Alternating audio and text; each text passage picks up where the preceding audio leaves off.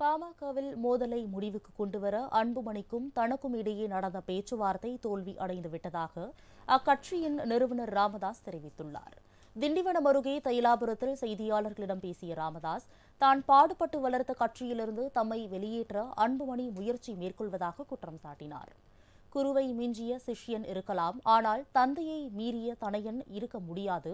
தனக்கு பிறகு தான் அன்புமணி என்று கூறிய அவர், எல்லா இடங்களிலும் உள்ள பாட்டாளி மக்கள் கட்சியினரும் இதையே தான் விரும்புகிறார்கள் என்று கூறினார்.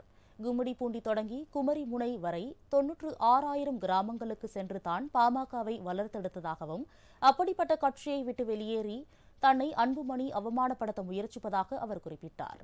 கட்சியின் நிறுவனர் என்ற முறையில் தாம் எடுக்கும் முடிவுதான் இறுதியானது என்றும் ராமதாஸ் கூறினார். பிஜேபியுடன் பாமக கூட்டணி வைத்தபோது தனது கூற்றையும் மீறி தருமபுரியில் சௌமியா அன்புமணியை நிறுத்தியதாகவும் ராமதாஸ் குறை கூறினார்.